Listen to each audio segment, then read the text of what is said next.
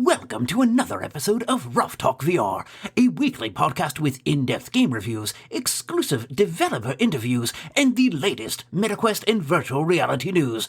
We join our hosts, the father-son team of D. Scruffles and Stratus today, as they spend another episode breaking down and discussing the world of virtual reality. Hey, welcome to this episode of Ruff Talk VR. Today we have another special one. Last week was a little special. They're all special. You know what? That's a good point. Thank you all for tuning in. But last week, we talked about some of our favorite games from 2023 for VR, specifically on the MetaQuest platform. And today we have another special episode. Today we're talking about the nominees for the 2023 Ruff Talk VR Gaming Award Show. Dun, dun, dun. And this is the third annual now. Third annual. I think each year we get a little bit better. I like to think so. It's not the full final vision, but we're building, and it's kind of cool. Now we have a gaming award show, and now we're doing pretty much a month away our first ever VR gaming showcase. Yeah. So, I like these little events. They're fun. Keeps us busy. Yeah. Instead of just going right into who we think wins and everything, we always like to first go over the categories and the nominees for these categories. Yeah, let it fester for ferment, like you like to say. Yes. Let it ferment for a week. Maybe we can get some good debate in the YouTube comments and on our Discord as well. But what we're going to do, same way we've done it last year, is I'll do a category and a nominee, and then you do a category and a nominee. And we'll see who ends up with the game of the year. I didn't really do the math there yet, so it'll be interesting. But I'll start with by the way, Happy New Year to everybody. It's January 1st today. How are we not referencing 2024. that? Oh my goodness. Crazy, huh? Yeah. It goes so fast. I hope everyone had a good, safe New Year's. Yeah. And what's crazy is 2024 already has some big VR games titles scheduled for it. I mean, hell, Ghosts of Tabor is scheduled to release in 2024, according to them. It could come out this week. Which, by the way, there's actually two important disclaimers we should say about these categories and nominees before we get into it. For one, they're about games released on the official MetaQuest store, unless it's an App Lab specific category. Mm-hmm. So you might hear a game not nominated. Go and look if it's on App Lab. That might be the reason. A good example of that is Ghosts of Tabor, which when we go over the categories, they could have really cleaned house this year. Well, I look at it like this. Since all the games that we do that are on the store, even if they had graduated from App Lab, if their store date is in 2023, then that's what it is. And if, in fact, Ghosts of Tabor comes out in 24, which we all believe confidently it's going to, then, already the year starts with a... But, there's some stiff competition because we're also holding... And it's probably really good to mention because somebody's going to be like, how come this wasn't on any list, but Asgard's Wrath 2? Yes, Asgard. We don't have the time to...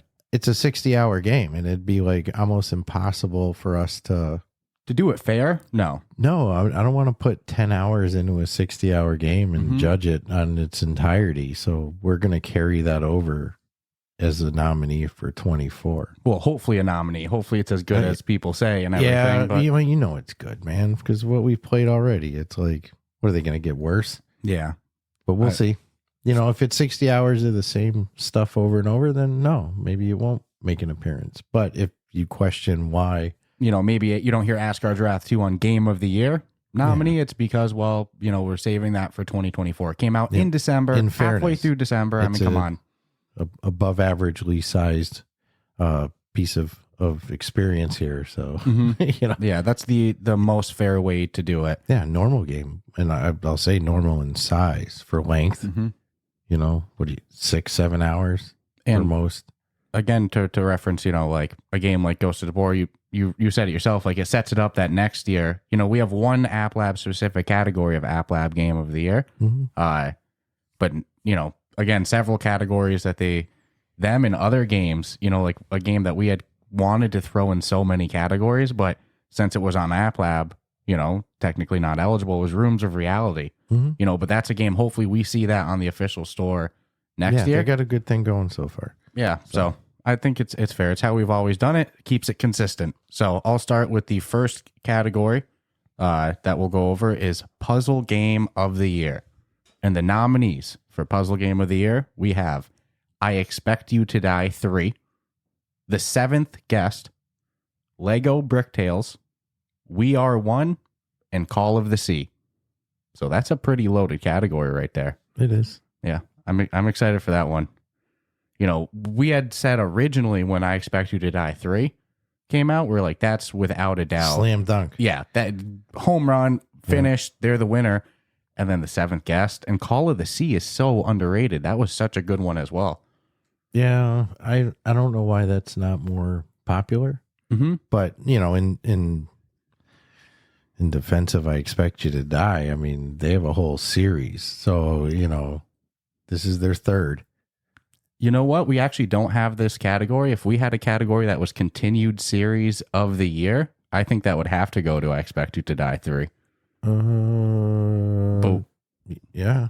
I mean, that's not a category. Yeah. Spoiler. I mean, it could Walkabout Mini Golf be a category for that? And Demio too. So maybe that's some Demio? food for thought for 2024 as well. But yeah, so Puzzle Game of the Year, I Expect You to Die 3, The Seventh Guest, Lego Bricktales, We Are One, and Call of the Sea. That one's going to be one already loaded up with debate. But you want to take it with the next one, sir? Absolutely. Is this a new category from last year? Sleeper of the Year. Yes, this is a brand new one. I believe we had Puzzle Game of the Year previously. Yes. But this next one, yeah, brand new for 2023. Sleeper of the Year, which was one that I think was agreed upon that was a deserving title to have. And to explain, you know, it's just a game that we feel was great, but didn't get maybe the attention it deserved for how high quality it was. Kind of like an underdog of the year. It sucks to say. Well, it's just like because these are all good games, and it, you know, no, it's not that they're good; they're great games. And you know, should they be? Although some have been nominated for other awards, correct, other categories. But anywho's, not even from us.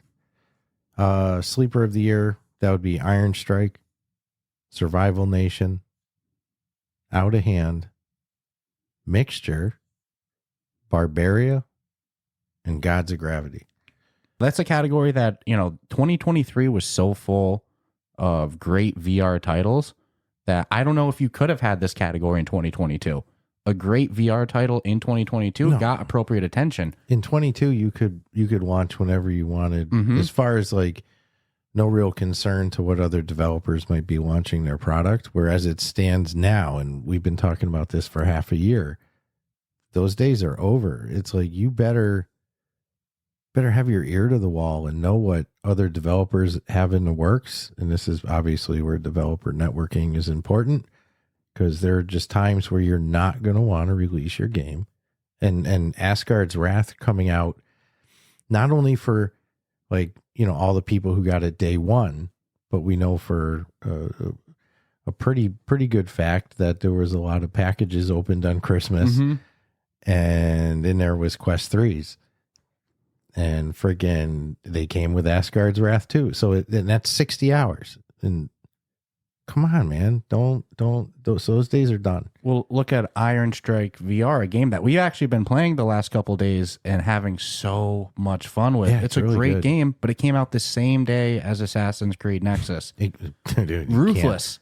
You can't get a better example. Absolutely ruthless. But Sleeper of the Year, that's actually a category. I think it's a great category. Close to my heart. So the next category is Best Updated Game of the Year. So what game stayed the most fresh with DLC, update, new content, etc.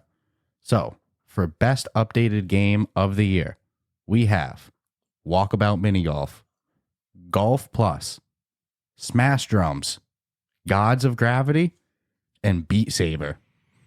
Man, Beat Saber is going to be on there every year. Yeah, I mean, every year that there's a category for this, they'll be on it. So will Walkabout, as long as they continue that DLC. And I'm thinking Smash Drums will continue, and I'm thinking possibly Paradiddle. Smash Drums really made that push end of the year as well with these DLC great packs. Yeah, I'm I'm big very fan. appreciative, and I mean, it's running smoother than ever. It's like, shit, man. I love me some Smash, but I love rhythm games. So. I have a feeling that this one's going to lead to some debate between me and you. Which one? Updated? Yeah. Well, if I, here's my attitude, because I know I'd say half we probably unanimously would agree right now. Mm-hmm. There's probably half we won't, but we both agree on all the nominees. Correct. So it's a very odd gray area it'd be cool to actually debate it on an episode, but I don't know if I live on the that. community chat. The problem is Sometimes we get passionate. then the winner is just given right there. I like loading into the episode and just giving. I get it. I just wish people could see that there's then the ones that, and I know there'll be some passionate conversations with some of them. Mm-hmm. We'll make our case, but it's cool because the same thing happened last year. There was a handful that was like, no brainer. And then there were some we had to have some discussions on, but it's still cool that one of us would agree with the other enough that I can't argue with that point. Yeah. So, And we even kind of were making note of it when we were coming up with the nominees and the categories. We were like, this is a tough one. This one's a real hard one. And others, we were kind of like, I think we're a little unanimous on it. Let's see. Like you said, probably like a 50-50, but it's a fun time. could also do a Patreon involved one next year if we wanted. The Patreon game of the year? Whether you're in Discord or not, if you're a Patreon supporter. The Patreon game of the year? Let the Patreon people vote on their favorite game for the year? You could let them vote on all the categories if you really wanted. Ooh, a little bit of a weighted score. These are good ideas to play with. Absolutely. And I will say, too, if you have any thoughts on the nominees or who you think is going to win, who should win, anything like that, be sure to comment it in the comment section on YouTube, in our Discord. And also, if you are watching on YouTube, subscribe, like the video, comment. Hurt. Never hurts. All that free. stuff. Thank you for watching, too. So, yeah, so you definitely want to subscribe because we have our gaming showcase coming in a month. You don't want to miss that. Plus all the new episodes and all that. So, best updated game of the year. That's a fun category, but you want to take it with the next one? Yep. Next, we got VR Port of the Year, which is cool because I feel like this is a category that's going to get pretty stacked real soon. But what we have on there, I think, is pretty damn good. Perispera, Power Wash Sim VR, Not for Broadcast VR, The Last Worker, and Hello Neighbor VR. This is one that there's two games that stick out to me on this list that I go, to have to choose between these two, that's tough. Yeah, man. That's tough. I mean, already in my head, this is one we're going to have a conversation on. Oh, yeah. I'm curious. I'm weighing replayability as part of it, Mm-hmm. and that sways me one direction over what I initially want to do. Ooh, this is a loaded one, but all good options, man. Perispera, Power Wash Sim, Not for Broadcast, Last Worker, Hello Neighbor, man. Dude. Yeah. Good list right there. Dude, this whole list is so stacked. It's scary. Some of these categories get a little ruthless as well, but moving on It's from about to get aggressive. Yeah, and after VR Port of the Year, we have, and this is a category I'm so glad that we're including for 2023 because it's just, Just the surface. Yeah. Just starting. the industry's really exploding with these type of titles, and I think that we're only scratching the surface. I think throughout 2024, we're going to see full-fledged games dedicated to this, but we have mixed reality experience of the year. And for nominees, we have Espire 2, Drop Dead the Cabin, Piano Vision, Paradiddle, Racket Club, and Smash Drums. So that's another loaded one. I don't know. We can give an honorable mention to Demeo Battles, but it's just more of a decor fixed. Correct. Whereas But I'll definitely give them a mention. you look at Paradiddle and Piano Vision, which you can lay over instruments. Paradiddle you can do over. That's where it changes a little. And then Racket Club, to me, that game is completely next level with their, in the sense It's a lot safer. that's how I play the game, to be honest with you. I'm not the biggest fan of playing it in VR. It's still a fun game, but I just, like you said, I feel safer. I don't feel more trust comfortable. myself. No, I get way Give me too a into blend this. of that real world mixed in, and all of a sudden I trust myself. Yeah, and Smash Drums, their smashed reality mode is super fun. So that's a really fun category to me. And again, I think that's one in 2024's award show is going to be huge. Like I said, with full-fledged games, all these are kind of modes attached to an existing title. Like we see games like, Demeter, that looks so much fun. It's, or the Infinite Inside. It's like full dedicated mixed reality games. Infinite Inside's pretty cool, man. 2024, that's going to be a loaded category. But you want to take it with the next one, sir? All right. Next, we got Story of the Year. So, Story Game of the Year. Well, Story of the Year makes more sense. Oh, my God. You talk about a hard category. So, this is another up for debate. Yeah, maybe we should have moved this one even higher up on the list, but it is what it is because this is a loaded category. Mm-hmm. So we have Arizona Sunshine 2, Assassin's Creed Nexus, Hubris, Vampire the Masquerade Justice, Call of the Sea VR, Peaky Blinders VR, Pixel Rip 1978, and Genotype. I don't know who's going to win that one. Because that's not like what's the best gameplay, what's the best, features. We're talking about what's the best story. Which one left the biggest impact story-wise on you? Ooh, that's a tough one, man. That might be even harder than example Game of the Year. Because it really is, because all of these, the majority of these in my head, all bring a good story to the table. Mm-hmm. What's cool is if you're a fan of the Peaky Blinders show, then that's a no-brainer for you in your head. Mm-hmm. You're like, come on, I was part of that. I got to be walking all around. Arizona Sunshine 2 with the dog. Yeah, that was fun, man. Vampire the Masquerade. Hubris, the story of Hubris was one of the shining points. Assassin's Creed Nexus. I know so many people love the ending. Assassin's Creed Nexus was, and this is a good example of why we couldn't include Asgard's Wrath 2 without beating it. How do you include, maybe they do have the best story of the year, but even of these bad boys here, this is a tough category. Yes, sir. Yeah, I'm not looking forward to this one. I think this next one is one of my favorite categories of the whole show. Hells yeah. Yeah, I almost feel a little bit bad that it landed on me because it's such a fun category. I don't know if this one's going to be the most debated one of the list, but I think we're going to have fun discussing it, to say the least. But we have Co-op Game of the Year. We're longtime advocates of VR co-op. That's one of our favorite ways to play VR, has always been too. I feel like that kept us in to VR, very early on. Like that's what captured us. But for Co-op Game of the Year, we have Dungeons of Eternity, Iron Strike, Everslot Invasion, Hellsweeper VR, Survival Nation, Demio Battles, Battle Bows, Gods of Gravity, and Arizona Sunshine 2.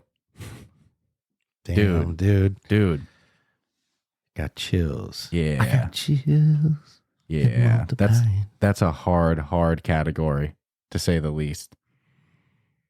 The co-op you said it earlier, the co-op category next year is going to be a lot bigger. We talked to devs firsthand, and most of them seem to recognize that, okay, the bread and butter to VR is that co-op experience. No, co-op and multiplayer gaming is huge. Flat screen, any console, but it's the new it thing, man.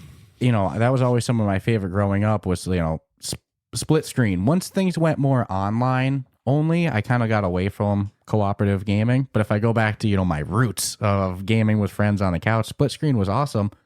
But as good as it is flat screen, in VR, co-op gaming with your friends, or even just people that you meet online, it's special. It's different. It's next level. Well, you know why?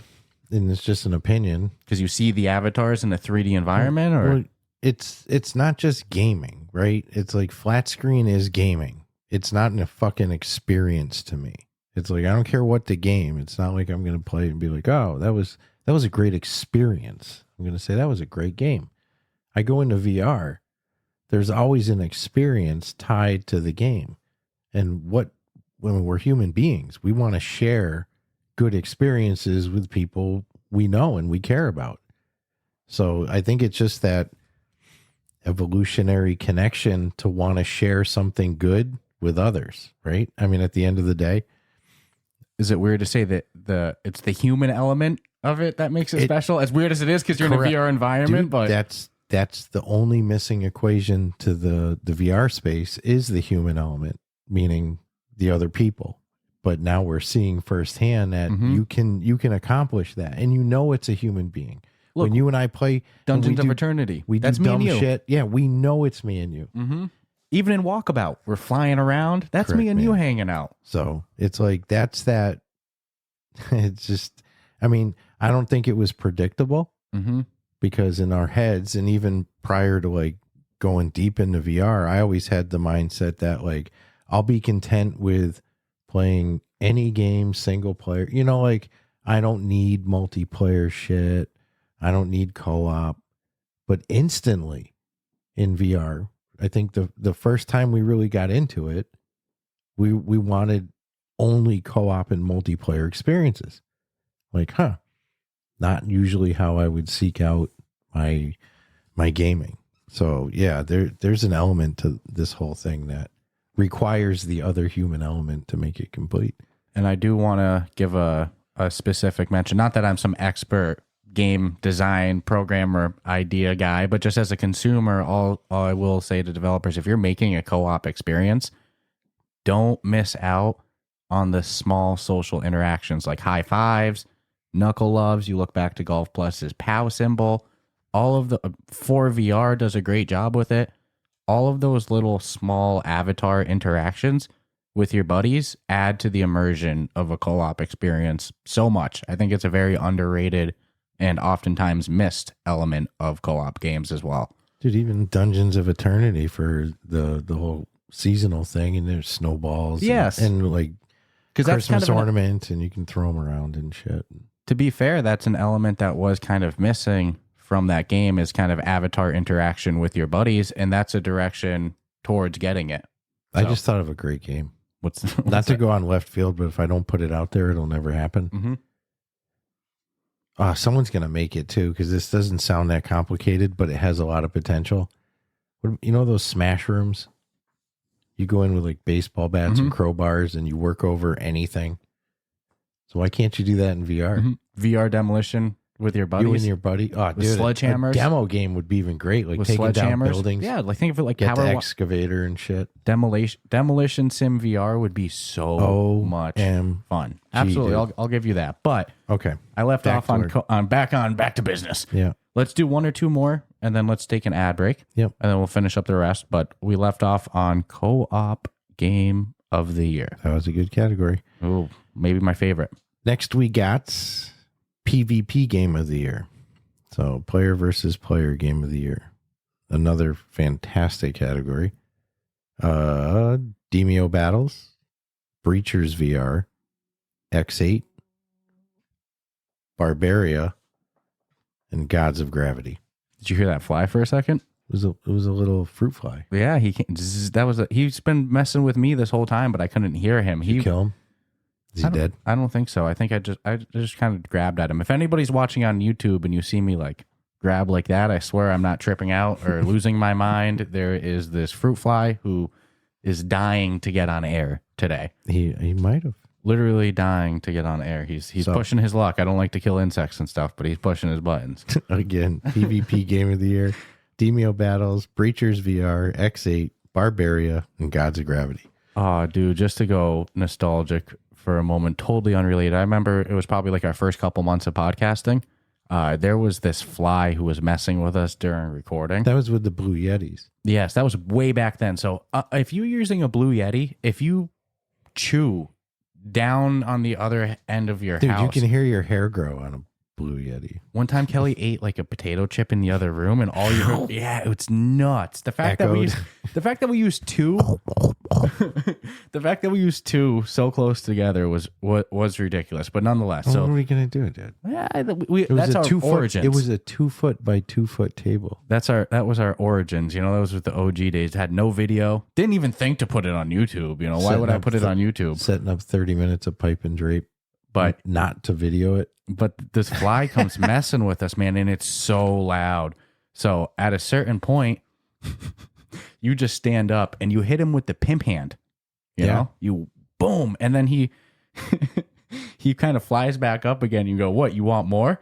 And you slapped him again, back down, and then you opened up the front door, and you were like, "No, get the fuck out of here!" And he flew outside. Dude, remember it made the sound too when I hit it. Whack! You whacked him twice. You whacked him once. You went whack. You're like, what? You want some more? Whack! And you opened the door and you said, "Now get the fuck out of here!" And he flew away. One of my all-time favorite podcast moments, for sure. We don't have that recorded or anything. That would have been great to have. Oh video. my goodness! Well, again, we weren't even doing video at the time. It was so early. I probably went organic Uncle Vinny on him. But do you want to read the PvP Game of the Year one more time? Yeah, PvP Game of the Year. Demio Battles. Breachers VR. X8. Barbaria. And Gods of Gravity. Yep. And longtime listeners will notice that last year, and maybe even the first year, we had a multiplayer Game of the Year. We've broken it into two categories this year of co-op Game of the Year and PvP Game of the Year, because as those two sides expand, keep it fair. Yeah, those are two well, and give more people opportunity. Yeah, more stacked it is. It's like those odds aren't in your favor. Breachers, Demio Battles, those are what's interesting about Demio Battles. Actually, it's nominated for both co-op and PvP because it is a co-op PvP one. But Dungeons of Eternity is a much different style multiplayer game than Breachers.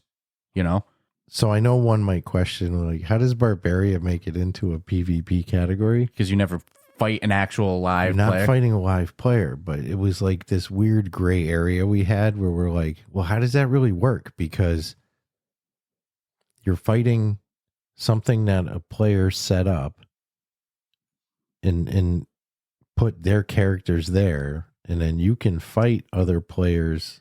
And then they can come and retaliate against you. Without the other player, there is no... Correct. It's just this weird gray area because most PvPs, it's like live going on now. Mm-hmm. It's not like old school chess where you make a move and put the letter in the mail. And there's leaderboards with the scores. And so that, because that was the only reason I brought it up is because you and I had internally been like, is it really? I think the conversation of Barbaria being in the PvP category was one of the more lengthy ones that might be our what the bat moment. Right? No, but I believe I think it's justified. I think we have a what I can justify justify. At least we have a solid justification for it, that without that other player creating another setup, there is no game. What I'd like to see is more styles of game that are asynchronous like this, so we could have an asynchronous multiplayer Game of the Year. Because it's unique in itself, but I believe it's PvP. I never liked asynchronous multiplayer until Barbaria. That was the first one that I was like, okay, there's potential with this style of multiplayer. But no, very, very good category. Yeah. So going on to the next one, man, I feel bad. I'm getting all the fun ones. Oh, it's all good. Well, no, they're all fun. They're all fun. Good. They're all fun. But this one is selfishly one near and dear to my heart. Yeah, it's a good one. I'm sure you feel the same. It's the same case as co-op Game of the Year. Whether we're talking flat screen, handheld, or VR, one of my favorite genres of games, and in fact, one that I don't think we see enough of. But we have Strategy Game of the Year. And for 2023, we have Peraspera VR, Guardians Frontline, Demio Battles, Ghost Signal, a Stellaris game, Gods of Gravity, Barbaria, and Cards and Tankards. Ooh, that's a good category. Yeah, that's a tough one. And that's one that I don't think that we see enough top-down VR.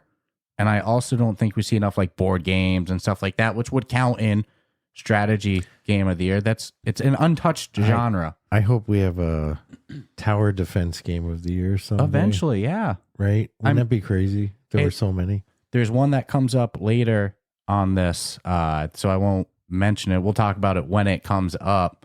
But I mean, it's a strategy tower defense game, also playable in mixed reality, and it's like, yeah, it just works. I love that style of a little bit more casual VR game. You look at Peraspera, I can kill battery pack after battery pack, terraforming Mars, you know, in that slow build up grind, designing your layout, ghost signal, you know, you just grab and move your hands. But it's so much fun. You know, not every game you need to be like Barbaria, which is also Barbaria, you're swinging. Yeah. You're swinging, bro. But the strategy element of Barbaria comes in the tower defense setup. Not tower defense, base building element of it. If you don't build a base, you're going to get rolled. Yeah. Barbaria is such a unique game for it to show up in PvP and also strategy, but both are heavily justified. But very fun category to say the least. We're pretty common sense folk. Okay, so you want to do this last one, and then we'll take an ad break and come back for the last half? Yeah. You had to find your spot again? So we got shared notes. We're getting tech savvy. It's pretty cool. You could write something, shows up on mine. You know, it's pretty cool. Pretty basic. Next category is sports/fitness game of the year, which there wasn't as many as I had hoped. No. But I also don't want to see a lot of paid models, like pay to play sports games or more importantly, fitness games, because I just think that's a terrible. I'm a big fan of the Les Mills body combat style, which didn't come out this year. That was a last year one, but they did that it was right, though. $30 flat. Boom, take it, leave it, all the content. Yeah. I don't need to do seasons passes, monthly things, anything like that. I tend to believe from an athletic standpoint that if you took like the Les Mills approach, right? And here's your fee, blah, blah, blah. You've got how many hours of, right? It's not even funny. I believe you care about me feeling better about myself and wanting to get into shape or better conditioning or whatever the reason you're working out versus I'm going to do this one and they're going to charge me $20 a month. You know, I'm not feeling as much like, and then unfortunately, let's say you put some time into it, you know, like let's say 90 days and you look at yourself and you don't feel like you've made the gains you need to make, right?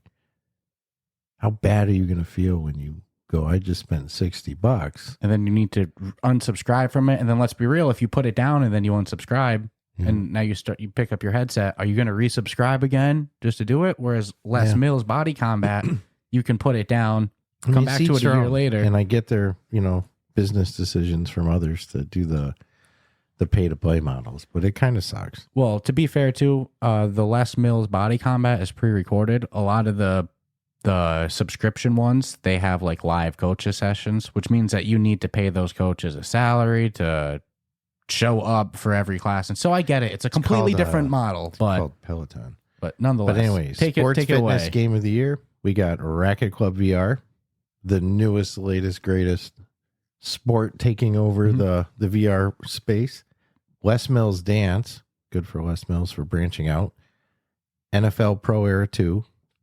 Definitely deserves the recognition for bringing NFL franchise licensed product to the MetaQuest. And Samba de Amigo. That's a fun category. And that's a testament to there not being a whole bunch of sport or fitness games this year. That's a category that could easily be two categories. A category dedicated one for sports, one for... But in my opinion, there just wasn't enough titles to justify this year. It's funny because when... There's so many sport games that could come out and probably will come out, but I don't think at the end of the day we're going to gravitate towards the ones that you think in your head would do the best on paper, like basketball, freaking football, all the ones that baseball. Those should be the ones that you would think people would want to grab. If you came out with badminton, people are going to love it, right? You come out with cornhole. Racket Club, a sport made specifically for VR. Dude. Due to the limitations and design of VR. No, I agree. And then even look back at earlier games that were, you know, competitive. Oh, I can't think of it. The one where you're like skating, but you can freaking jump to the ceiling. And Knock. Yep. Knock was a great one. Another sport made specifically for VR. That was a great game. So I think in the long term of VR, we're going to see more of those, you know, original sports per se. And I think that's what works best for VR as well. But But to a degree, because I won't lie, throwing a football as a professional football it player was pretty sweet too. is a different experience than. Well, I'm surprised that with the success of NFL Pro era, we don't see an equivalent yet for the other major sports leagues like NBA. I just don't. I mean, NBA is a tough one. Mm-hmm. To put your name on it. Baseball is the one that, and we've talked about this before. Nobody's made a good baseball game in umpteen years, and it's just bizarre. Although the latest ones I've played on flat screen have not been bad. And I like Totally Baseball as well, a VR one. That was fun. Yeah. That was fun, but they brought their own, let's be honest. Their own twist to it. Yeah. So it's baseball as far as, you hit the ball, but everything else around it was. But we'll take our little ad break, like always. And we'll be back with our rest of our categories. But like I always like to do before we take our ad break, let's give a shout out to the members on our Patreon on-air shout out tier, which you can join this list easily by joining the Ruff Talk VR Patreon, joining the on-air shout out tier. We have a couple tiers as well. All of them get you access to an exclusive chat room in our Discord server, which, like I always say, anybody can join our Discord server. There's just, if you join the Patreon, you get a little additional exclusive room in there. But, go join the Patreon, help support the show, get some exclusive listener perks, like I said, like on-air shout-outs and, your name across the video and a rolling ticker and all that stuff. And I think anytime I mention the Discord, I have to mention how chill of a place it is. We just had our end of the year kind of group meetup, hangout party, and that was a lot of fun. Oh, you know what, man? Amelia's good at what she does anyways, right? But just overloads herself with making the community a better place. And she's the one who started these events. BYOB hangouts. Yes. And you don't have to be on video. You can be on. You don't have to drink either. No. Do whatever you want. You can, though. But you also can have video. I just got to give her a lot of credit because we jumped in late. Yeah. Because, but life. She's got a good thing going with the community in mind. And then I look at the mod chat for the moderators all the time. Whenever I see something, I'm like, ooh, what's going on? And holy crap, are they on point? Probably the fairest. And it sucks because you have to have, private chat for different reasons. But if people knew the amount of back end stuff that really goes on, it's like you would think when you go into like a Discord, it is what it is. But no, our mods are on point. Yeah, they crush it to say the least. But huge shout out to the Patreon members on our on-air shout out tier. We have Mike Morbid, Asim, Amelia, Crispy, Shoes, Jake, and Earth Witness. So huge thank you to all of you. Crispy Shoes. Yeah, always my favorite. Hopefully we see some more names on that list throughout 2024 as well. And then, like I said, we'll be back with you after a moment from these words from our sponsors. Hey, everyone. We're taking a quick little break from our usual VR chat today to focus on something incredibly exciting for Quest users. Our new sponsor, Soul Assembly, creators of the thrilling VR co-op game Drop Dead the Cabin, now enhanced for the MetaQuest 3, introduces an electrifying mixed reality experience. In Drop Dead the Cabin, as night descends and zombies come your way, the game offers more than just survival. It brings a groundbreaking mixed reality mode called Home Invasion. Imagine your living room becoming part of the game, with zombies crashing into your real-world environment. This fusion of the virtual and real world elevates your game to an extraordinary level. It's not just playing, it's experience the game in your living space. You'll still enjoy the classic game modes, either teaming up with a friend in two-player co-op or facing the terror alone. But Home Invasion adds a thrilling twist, blending your reality with the intense world of the game. Get ready for an exhilarating journey of survival, both in the virtual world and right in your home. The game continuously evolves with new updates and features, keeping the excitement fresh. And the best part, you get to experience this unique mixed reality environment where every corner of your room could hide a new challenge. So if you're ready to test your skills in this mixed reality setting and see if you can survive the horde, check out Drop Dead: The Cabin on the MetaQuest. Also, don't forget to join their Discord community to connect with other gamers and the developers themselves. We've also got a discount code for you for 10% off the game over the holidays, which can be applied at the checkout. That's going to be Ruff Talk Podcast -04A 2D0. That again is Ruff Talk Podcast -04A2D0.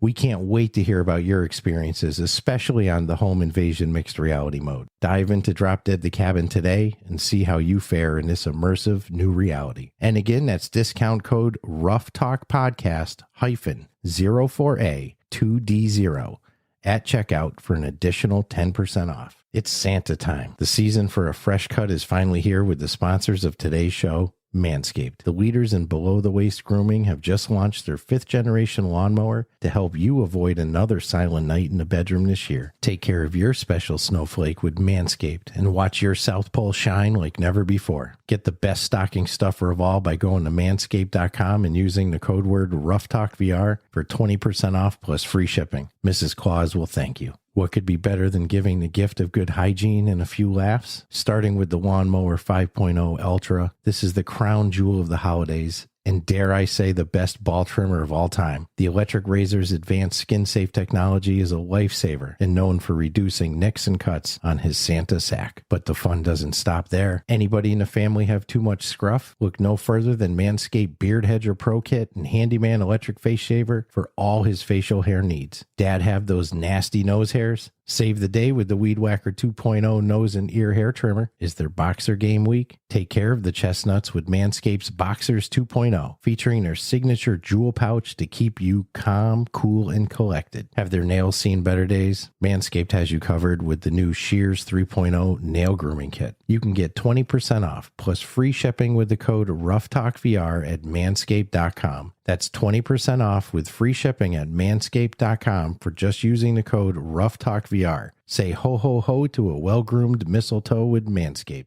And we are back. Something else I forgot to say too. Don't forget, if you're watching on YouTube, like, subscribe, comment, all that fun stuff. And again, join the Discord. Should I start to flash like subliminal? We can do graphics that like pop up the Discord. Join the Discord. But you got to do it quick, you know? I promise I'm not doing any subliminal messaging. Reflecting on like the past year, besides the numerous amount of cool people that have jumped into our Discord, and it's good to see some older ones that have popped back in who have had to step away for a little while for whatever reasons. But I look at the age demographic of people in there, and it now varies. It started off like real strong with the older crowd. Now we got a mixed crowd, but I do want to give Marmar a shout out from our Discord. He's a cool kid. Yeah, he pops in all the time. He's like, come on, guys, let's support the Ruff Talk VR podcast. And it's funny because I don't remember how old he is. It doesn't matter. But I do know that if I was his age, I wouldn't be as supportive to anybody. I'd be that troll, you know, that was probably getting kicked out of a Discord server for being so freaking annoying. I know myself. There's no way I could have been so focused on wanting to see other people do well. So I do want to give the kid some credit because... Yeah, it's cool to see he pops in and only positive things about the show. Always. Like, hey, guys, support the show. Let's get it. And I know he's gotten some of his friends to join the Discord. Yeah. Maybe even subscribe on YouTube, which isn't an easy thing to do. You hear it on us. You know, we say it every week, go join the Discord, but not everybody that listens to the show is in the Discord or on the Patreon or subscribe to YouTube. It's a different animal. Which we are so close to hitting 1,000 subs on YouTube. We're like under 20 away. That's the reason why I wanted to give him because he's always like, let's hit the 1,000. It's always in our head, like what we want to do and stuff. And it's encouraging sometimes. And just to read it, that somebody wants you to be able to like, it's like, I don't know how much he was responsible for or not, but it's like, I feel like he was damn close. There's even 5, you know, or 2 or 1. I'm like, wow, that was a pretty good end of the year prediction because we are pretty close. But, you know, yeah. So if you haven't subscribed yet, go subscribe to the Ruff Talk VR podcast on YouTube. Some smack to Chadwick. Join the Discord, the Patreon, subscribe on your favorite podcast platform, all that stuff. No, definitely a very well-deserved shout out. But to get the categories going again. Let's get them moving. The next category we have, and we'll try to speedy on through them a little bit more. We've been having some fun chit-chatting, but that's why we have a podcast. We like to talk. Better to talk to each other and to you all about VR than our significant others and get kicked out within a month. Homeless? Yes, Yeah. very fast. Get out. So, best action game for 2023. This is another loaded category, and this is a good one to have because action's kind of a broad category, and some of these games might get a little bit buried over in other categories. So it's good to have a category dedicated specifically to it. We have The Light Brigade, Hellsweeper VR, Dungeons of Eternity, Barbaria, Genotype, Assassin's Creed VR, Drop Dead the Cabin, and Guardians Frontline. So that's a fun category to me. Don't know who's going to win it. I don't know my number one yet. Stacked. And like I keep saying, if you have opinions on who you think should win each one of these categories, be sure to pop them in the Discord, drop it in the YouTube chat, all that fun stuff. Each brings their own level of adrenaline. Well, again, each one's its own unique combat, and it's really which one brought that action gameplay element the best. True. You know, Assassin's Creed Nexus, a great adventure game, great scenery. Was it the best combat of the year? Let's see. Was it better than Barbaria? Or It's really stealth driven, but Yep. the combat, it depends. And then it depends on your play style. And then Drop Dead the Cabin, that's a game that you have to be That- on point for if you want to have any success. So, Yeah, I mean, dude, there's a lot of action. And Guardians Frontline, I mean, dude, this is a loaded category. So wish us luck debating it. But, you know, kind of to take it on to the next one as well. This is one that I'm glad that we added this year if you want to take it away. Oh, best roguelite, best. Let me try that again.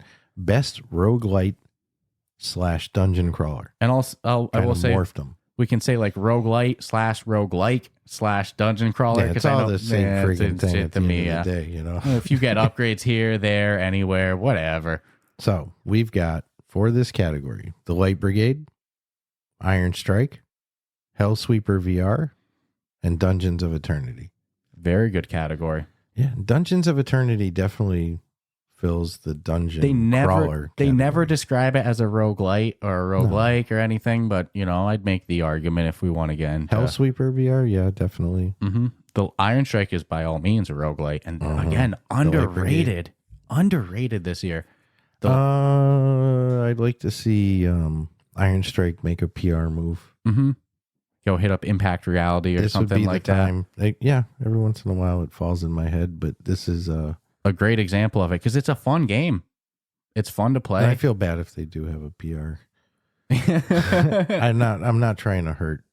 Now, as I'm thinking of it, I'm like, oh man, maybe they do, but there's no reason for it to be as buried as it is. Yeah, it's a fun game. For the game that it is, and We even did a full successful run, and guess what? I still want to hop back in because there's upgrades, there's new skins. dude, I haven't seen it all. Get And the hell out of here. We kind of had a really good run of upgrades and stuff like that. I think that I mean, let's be real. If there was one more level, we were done.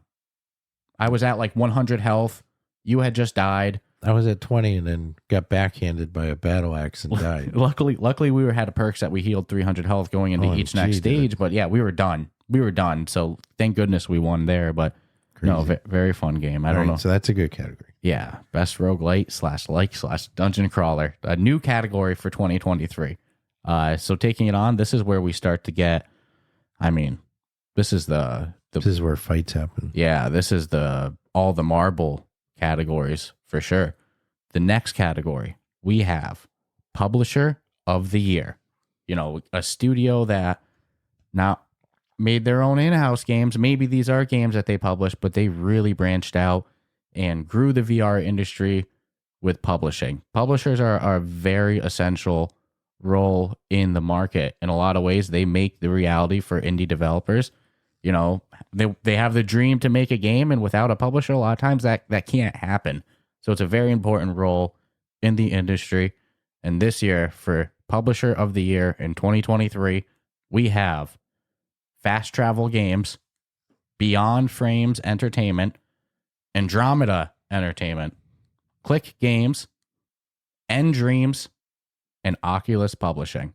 So Ooh, when you're up against meta itself, you know it's a hard category. I don't know who's walking away with it yet, but I imagine there's going to be blood, sweat, and tears exchanged in the discussion of this one. There already was. Even in the nominees, we were having some back and forth. Well, because we started from the bottom, go to the top. I mean, like we said, these last ones, how many more do we have after publisher? 1, 2, 3, 4. So these last 5, starting with publisher of the year, this is like, again, the all the marbles one. And publisher of the year, that's a huge one. But equally as prestigious, I would say, is this next one. All right. Next, we have studio of the year. Drum roll, please. This is a big one.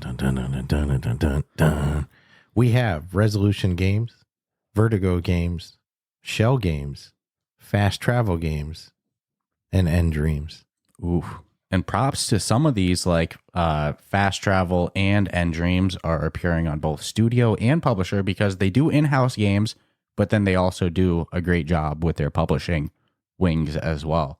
And Resolution, I mean, look, Demio Battles, Racket Club, that's a great freaking year. Vertigo Games, you have Hellsweeper, The Seventh Guest, and Arizona Sunshine 2, all in one year. That's ridiculous. Now, granted, Vertigo Games with Hellsweeper VR, they acted as the publisher. That's made by a fantastic studio themselves, but, you know, nonetheless, loaded category to say the least.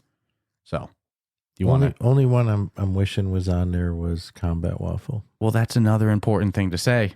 2024, imagine a hypothetical world that they have Ghosts of Tabor on the official store, and then they have Silent North and Grimm in early access. That's a hard studio to beat at that point. How do you have a better year than that? So, you know, we were even on the fence of, do we include them?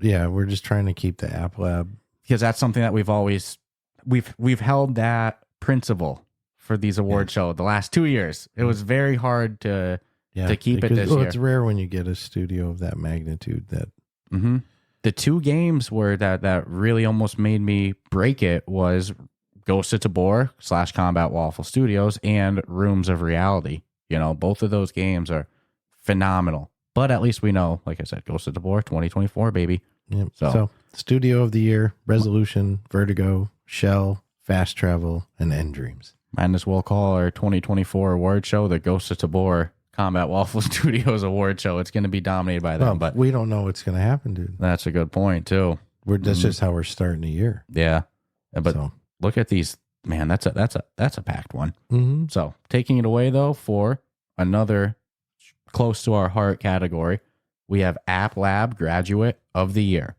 and we saw a lot of games move from the App Lab store to the official store. Games that we previously loved. Except Bocce Time. Don't even get me started. I'm about to halt this show and shut the lights off and walk away. That one eats at me so much. But App Lab Game of the Year, and hopefully we do see Bocce Time on this list next year. But we have Guardians Frontline, We Are One, Paradiddle, Battle Talent, Gods of Gravity, and Cards and Tankards. So that's a tough category to choose from. All great games. Really, they are. You know, I almost forgot that Cards and Tankards came out this year. Yeah, because we've had it for so long. Yeah, but that's a really not. I mean, both Gods of Gravity and Cards and Tankards, 2 very underrated free to play games. If you're like me and you have some bias against free to play games, very easy to miss those 2. Highly recommend them. But like you said, all those titles, very, very solid. All right. Down to our final 2 categories here, folks. Oh, man. We have got App Lab Game of the Year. We have got Ghosts of Tabor, Rooms of Realities, Quantar, Trackcraft, Call of the Wizards, System Critical 2, Orbeats, and Twistex. Man, this is a loaded category. Mm-hmm. You know, you look at Ghost of Tabor, phenomenal. Just won VR Game of the Year for the AIXR Awards. Rooms of Reality, we've referenced it so much. Quantar, is there a game that we've done better competitively with? No.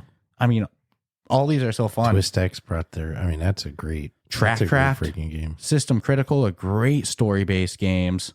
Orbeats, you were ranting about it downstairs. You're like, it's a good freaking game. It's fun. And then Call of the Wizards. Call of the Wizards. That's a game that came out of nowhere, completely out of the blue to me. Dude, tower defense. Very slow burn, difficult tower defense game too. If you want to get 3 stars on the levels, you're devoting headset batteries, in my opinion. I mean, I don't feel like I'm terrible at tower defense games. And you went into it before me. And the first thing you had said to me was like, dude, this game's freaking hard. And I was like, uh-oh, if he's saying Very that. challenging. If he's saying that. And it's cool. Like, you got to use. You're at the mercy of blind luck, too. With what shows up with. What you can pick up. Yeah. I mean, you got to like. All great games. Yeah. If anybody hasn't checked out Call of the Wizard, that's one that I think is very easy to miss. It's on App Lab. It's a mixed reality compatible as well. Tower defense game. Very true to the genre. So if you like tower defense games, I promise you're going to love it. And I think that there's a very big market for that type of casual VR gaming. I spent a whole hour trying to get 3 stars on a level the other night. I got 2 stars. I wasn't content. When I play these type of games, I need 3 stars. And it was killing me, man. But great games all around right there. So the final category. I almost feel like this one, I don't know if this will be annoying. What do you think? Do you want to each read one nominee at a time? No, this is kind of a just go special. Just drop sure? the list. Yeah, Yeah. 1,000,000%. This is the big one though. This is literally all the marbles. This is our VR game of the year. Only counting games on the official MetaQuest store. And again, Asgard's Wrath 2 being moved to next year's award show. So for this year, the final category. If it's that's what we said before. Yes, yeah. because it's very easily possible that we go into this and we go, look, it's a great game, but it's not our cup of tea. I mean, that's happened before with other games I won't name, but correct. There's been hyped releases that seem to be loved by people, and they just weren't our cup of tea. But eligibility for Asgard's Wrath 2 will be 2023. You're like, I'm not naming names. But VR Game of the Year, we have Assassin's Creed Nexus, Breachers, Barbaria, The Light Brigade, Dungeons of Eternity, Arizona Sunshine 2, Hellsweeper VR, Genotype, and Vampire the Masquerade Justice. I don't know, man. This might be the one. It trips us up. I think Story Game of the Year is going to trip me up the most, but this one's tough too. It's hard. Yeah. I mean, but these are all good categories, all good nominees. I'm glad that we got this on the air now, so now we can officially debate them and get our winners ready for next week's episode as well. But I'm really curious to hear who everybody thinks should win each respective category, and also why, so be sure to comment that in the comments on Discord. Hell, even Reddit. Sometimes I feel like our little subreddit doesn't get a bunch of activity, but there's a good amount of people in there. Discord's the place to be, man. Yeah, our Discord's popping. I mean, as far as like feeling like part of the community, yeah. I'm very proud of what our Discord community is. And hey, this was a fun episode to kick off the year as well. Last week we went very late with our favorite games of 2023. This episode's a little bit more on normal time, so that's good. Like I said, we had a lot of fun last week. But besides this episode, we will also have one more episode dropping later this week, reviewing Assassin's Creed Nexus. Yay. So you don't want to miss that. We're pretty ready to review Arizona Sunshine 2 as well. So stay tuned shortly for that, but that won't be this week or anything like that. Don't want to blow all of our content just to start the year. That's not right. But other than that, anything else you wanted to say on this one? No, I can't wait for next week. Yeah. Well, I'm excited, but there's going to be a lot of debate leading It's into all good, it. man. And like I keep stressing, 1 month away, a month and a day, basically. On Friday, February 2nd, our Ruff Talk VR Gaming Award show is hitting YouTube. So stay tuned for that. In the meantime, go catch up on some podcast episodes, hang out in our Discord, and we'll see you around on Wednesday. Ciao, ciao. Take care.